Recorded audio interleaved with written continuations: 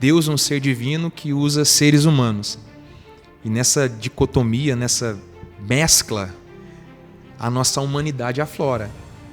Então eu acho que o maior sinal do chamado de um pastor é a vontade que ele tem de desistir.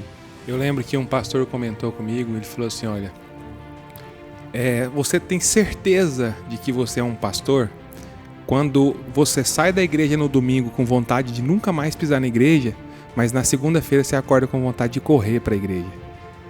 Você tem vontade de não fazer, mas você não consegue viver sem. E quando o pai e a mãe contou essa experiência chorando de que o filho foi restaurado da depressão, de que não pensa mais em suicídio por causa de uma mensagem que você ministrou, não posso parar. Essa é a não dá voz pra que parar. grita. Pastorzão, um passo de fé que você precisou dar em um momento difícil. E essa foi, eu acho que uma das decisões mais difíceis que eu tomei. Porque eu já estava com o meu ministério consolidado, já tinha uma estabilidade, e você decidir abrir mão disso tudo para obedecer, né? Então, quando as pessoas me perguntam, defina ministério, obediência. Velhas estradas nunca nos levarão a novos destinos. Olá pessoal, sejam bem-vindos a mais um UnityCast e hoje nós estamos aqui com o pastor Rafael Grendene. Seja bem-vindo, meu querido, e hoje nós iniciamos as nossas primícias e trouxe aqui nosso amigo Grendene para a gente bater um papo e ouvir o que Deus tem para falar através da vida dele. Amém. Olá, gente, um privilégio poder estar aqui no UnityCast e é o meu primeiro podcast, então eu estou com uma expectativa muito grande para poder compartilhar do que Deus tem feito em nós e através de nós. E é um privilégio poder servir essa comunidade, poder compartilhar uma palavra, poder estar junto de amigos, né? Isso é o mais importante. Pastorzão, nós estamos entre amigos, entre família, fique à vontade, né? Abra o seu coração e nós temos experimentado e temos vivido aqui momentos especiais que têm edificado muito e muitas pessoas, tá? Eu quero começar primeiro com uma pergunta. Quem é o pastor Rafael Grendene e quem é o Rafael Grendene? O pastor Rafael Grendene é um jovem sonhador que saiu do interior de São Paulo, debaixo de uma direção específica e que, por causa dessa direção específica, decidiu abandonar a sua cidade, seu estado, sua família e vir para Goiânia para viver o propósito de Deus. Se eu pudesse definir o Rafael, quem é o Rafael? Acima de tudo, um sonhador e um cara persistente. Você se considera uma pessoa simples? Simples, sim. Porque eu acho que a maior definição de evangelho é a simplicidade.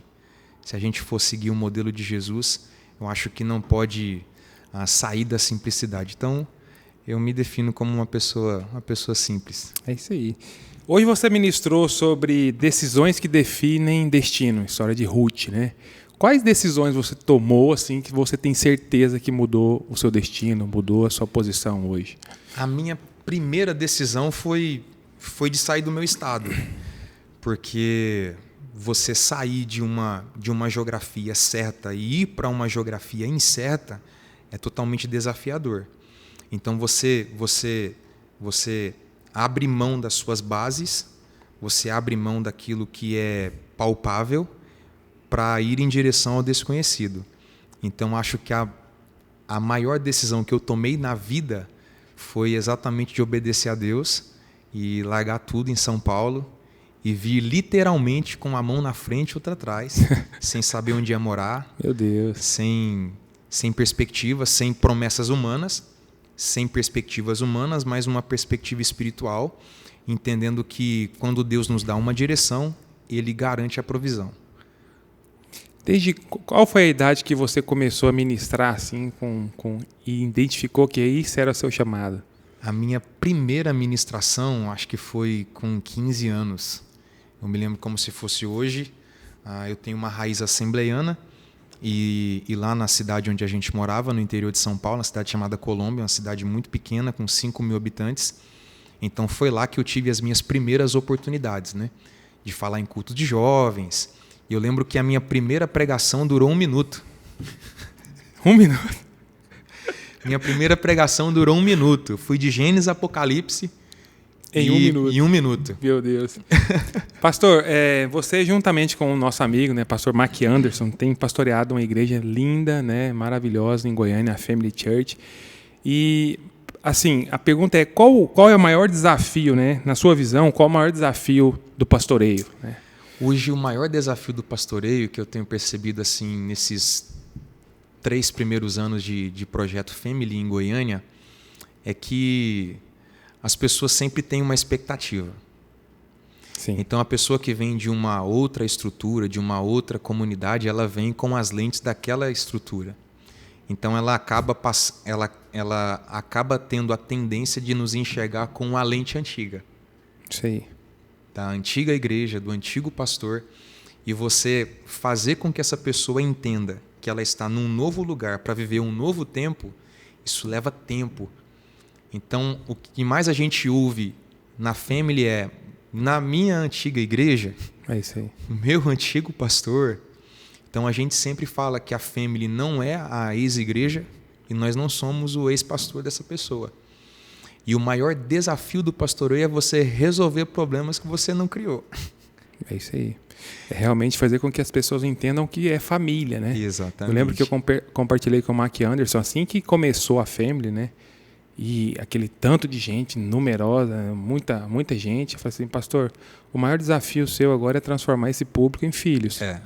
Porque enquanto eles não se sentirem filhos, né, eles vão falar... Entender o coração do pastor, entender a visão, a direção, o propósito.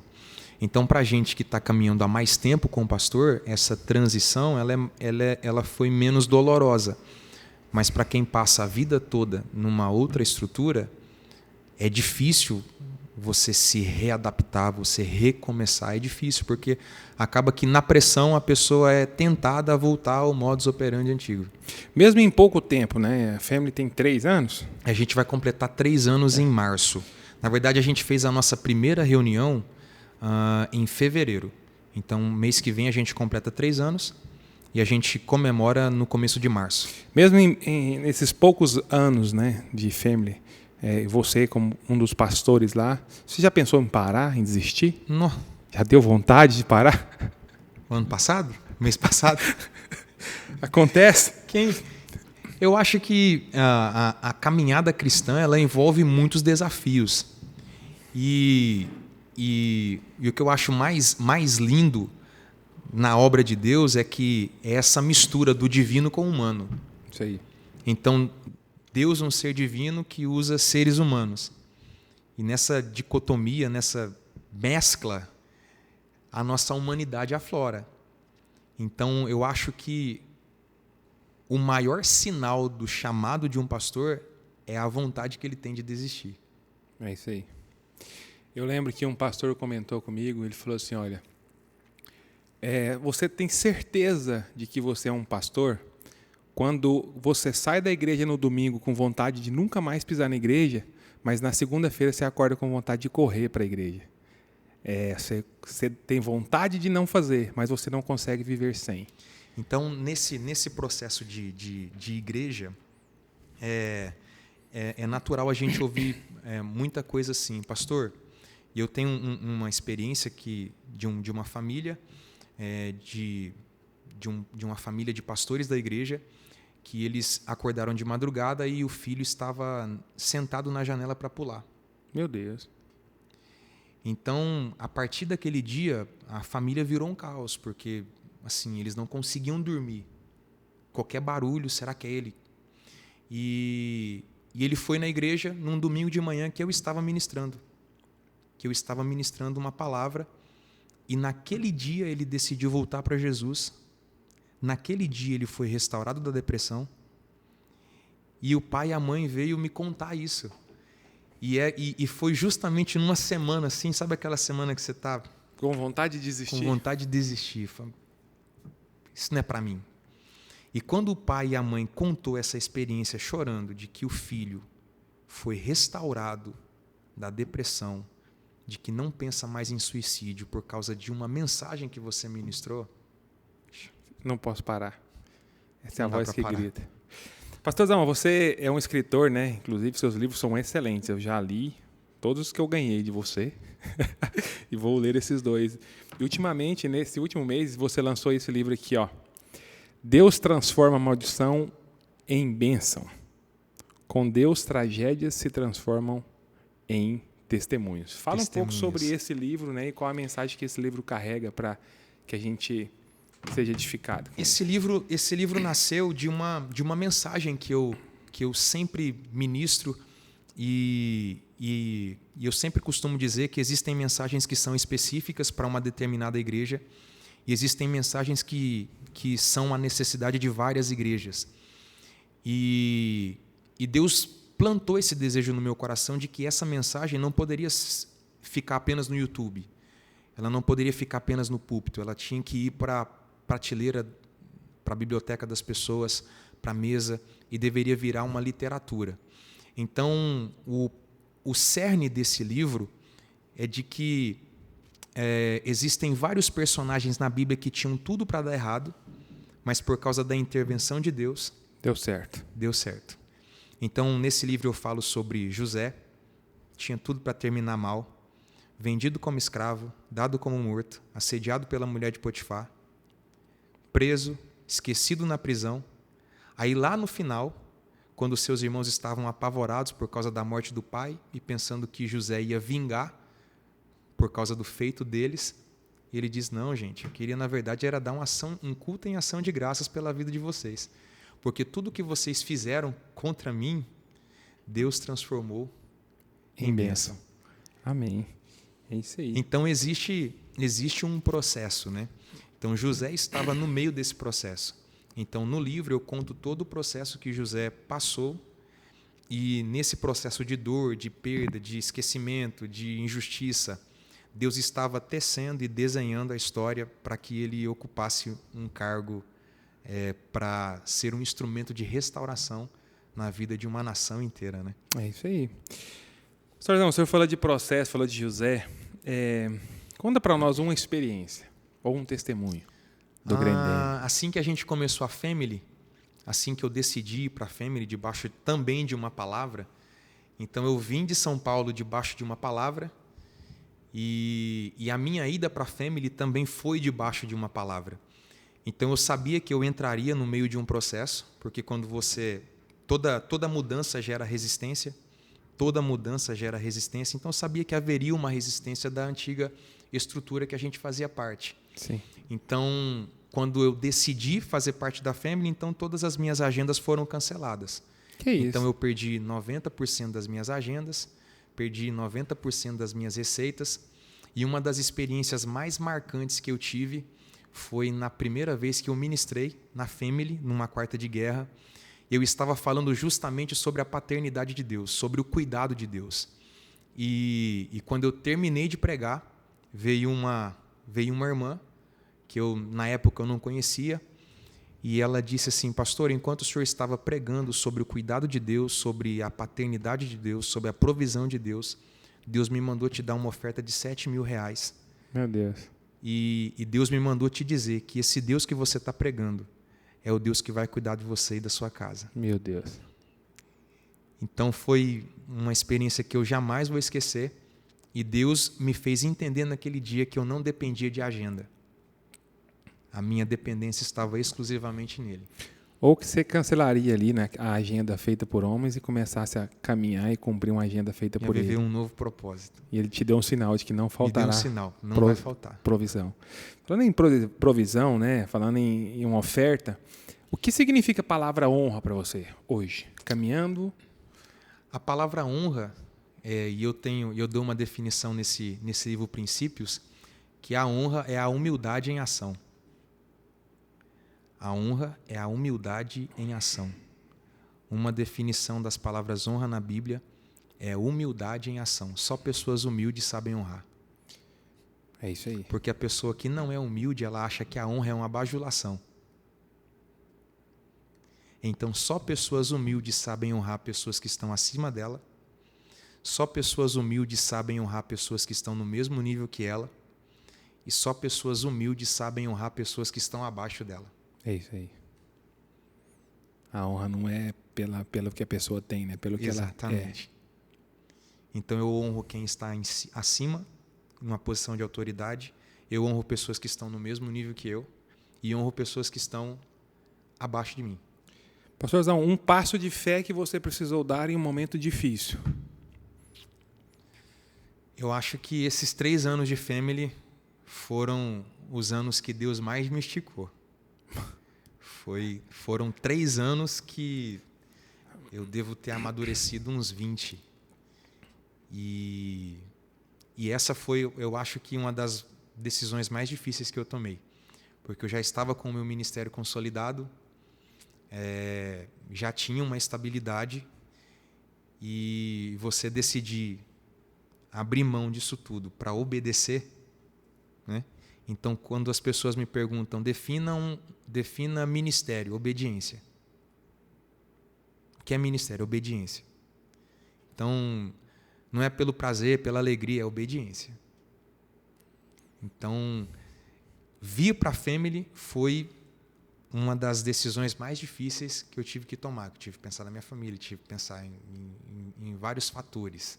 A pressão, enfim, de você não ser compreendido, de você ser taxado como uma pessoa ingrata, de você virar as costas para pessoas que te ajudaram. E então foi uma das decisões mais difíceis. Pastorzão, todas as vezes que você veio aqui, todas as vezes que eu te vi ministrar, você canta. De onde é que saiu essa história de Rafael cantor? Na verdade, eu sempre gostei muito de música. Uhum. Eu e a Carol, minha esposa, a gente tinha uma dupla, né?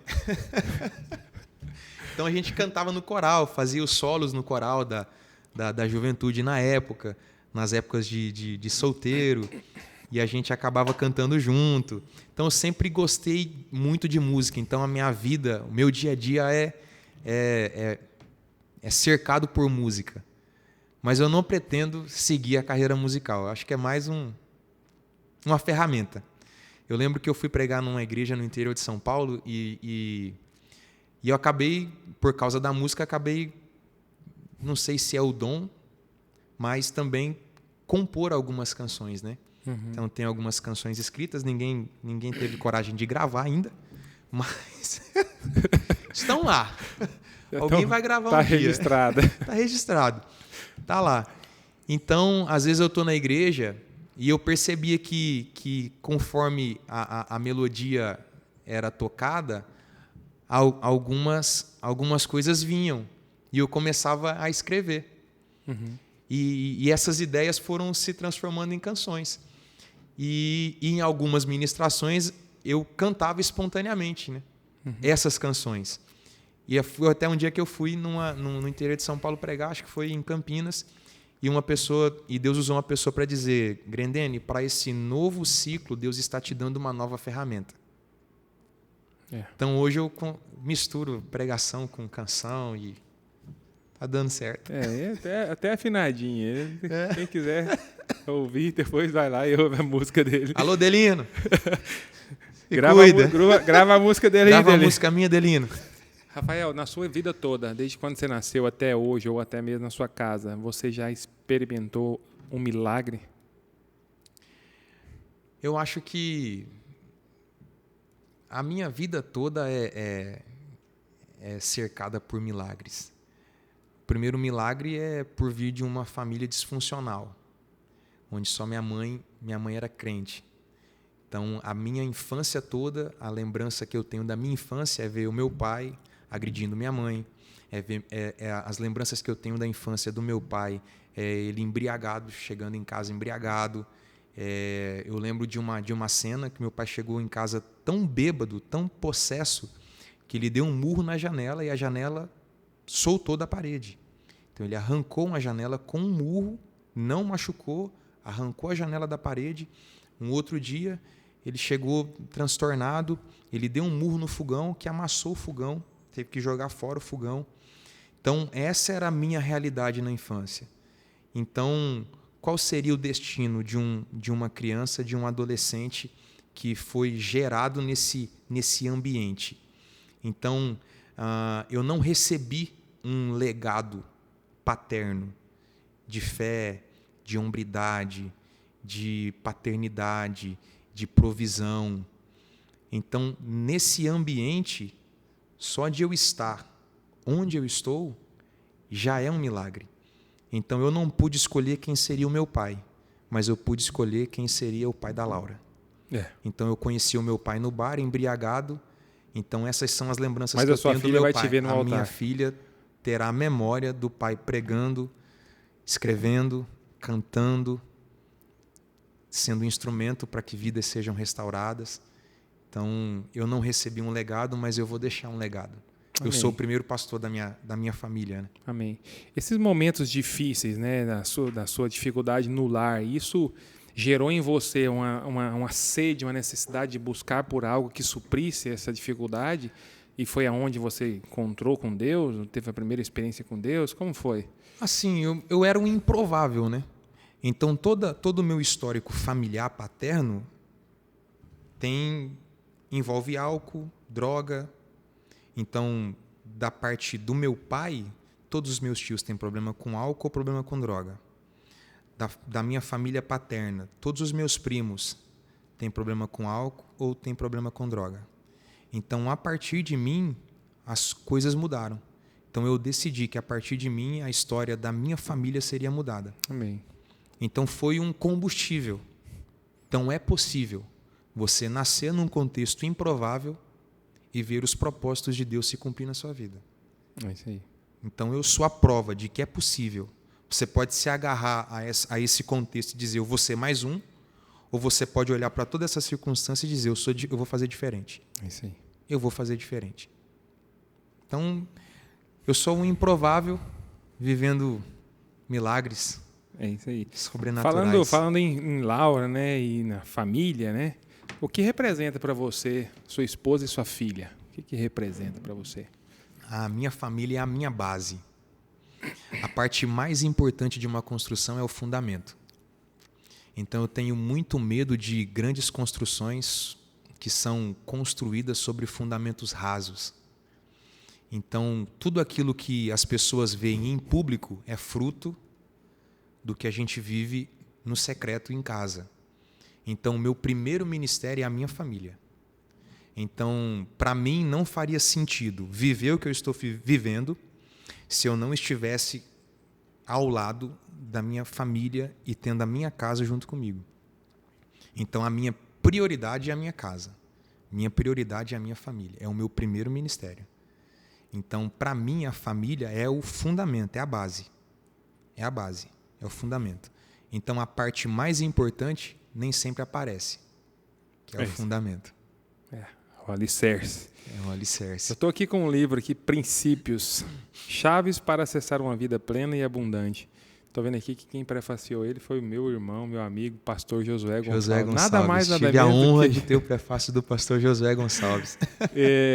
Dessas chaves aqui para acessar uma vida plena e abundante, compartilha uma com a gente, duas. Obediência. Obediência. Existem promessas na Bíblia que são condicionais, e eu falo aí que essas promessas que são condicionais, elas estão condicionadas ao cumprimento de um princípio. Então, todo mundo quer ser um Abraão, certo, mas não quer obedecer como Abraão obedeceu. Então, Deus se revela a Abraão em Gênesis 12, e é a primeira vez que Deus fala com Abraão, é a primeira vez que Deus se revela a Abraão. Até Gênesis 12, Abraão estava acostumado a se relacionar com deuses visíveis, palpáveis. Agora, em Gênesis 12, aparece um Deus invisível, que não pode ser tocado, que não pode ser mudado de lugar. Ele ouve, crê e obedece. Hebreus 11 vai dizer que Abraão saiu sem saber para onde ia. Ele não questiona o destino, não questiona a direção. E aqui nós temos um princípio poderoso. Por que Abraão sai sem saber para onde ia? Porque mais importante do que o destino é quem está nos conduzindo. Quem está caminhando com você. Então, se Deus está me conduzindo, não interessa para onde. Então aí eu falo sobre o episódio da tentação de Jesus, que diz assim, que quando ele saiu do Jordão, ele foi conduzido pelo Espírito ao deserto, e no processo da tentação, ele foi levado pelo diabo ao alto do monte. Então as pessoas elas ficam espantadas, vislumbradas com pessoas no alto do monte. Você viu quem está no alto do monte? A questão não é a pessoa estar no alto do monte, é quem colocou ela lá. É isso aí. Então Jesus foi conduzido pelo Espírito ao deserto e foi levado pelo diabo ao alto do monte. Então é melhor um deserto conduzido pelo Espírito do que o alto do monte levado pelo diabo. O diabo é especialista em colocar coroas que não são suas em você. Meu Deus. É muito ele sabe forte. Que se ele te coloca uma coroa que não é sua, ele consegue te desviar, né? Te fazer achar que já já tomou posse de uma coisa. Então Abraão viveu experiências no mesmo nível da sua obediência. Isso. Então ele viveu experiências no mesmo nível da sua obediência. Então isso ensina para nós que o nível da nossa obediência vai determinar o nível da nossa experiência. E também a desobediência determina algumas experiências, né? Exatamente. Porque Abraão decidiu sair, né, da rota atrás de comida e teve também a consequência e a experiência de uma desobediência. Então Abraão ensina na obediência e na desobediência, né? Exatamente. Rafaelzão, se você pudesse entregar uma mensagem hoje para toda a nação brasileira reunida em um só lugar, qual seria essa mensagem? Não adianta o ano ser novo se a nossa vida continua velha. Velhas estradas não nos levarão a novos destinos. Então não adianta um ano ser novo se a gente vai continuar com as mesmas velhas atitudes. Então, um ano novo precisa ser acompanhada de atitudes novas, de novas decisões, de novos comportamentos, de novas posturas. Então, se eu pudesse entregar uma mensagem hoje para a nação velhas estradas nunca nos levarão a novos destinos. Amém. Amém. E para concluir com chave de ouro, né, qual a mensagem que o Senhor tem colocado no seu coração para esse tempo, para a nossa nação, para a nossa geração? A mensagem que mais tem queimado no meu coração é uma mensagem de multiplicação. 2024 será um ano de multiplicação. Amém. Ontem eu ministrei na nossa igreja uma palavra e Deus me deu um insight muito, muito poderoso sobre oportunidades. Oportunidades. Uma melancia, ela tem tamanho de melancia, ela tem cor de melancia e ela tem sabor de melancia, certo? Sim. Uma semente de melancia não tem tamanho de melancia. Não tem cor de melancia. Não tem cor de melancia e não tem sabor de melancia, mas ela é uma melancia num processo inicial. Ixi.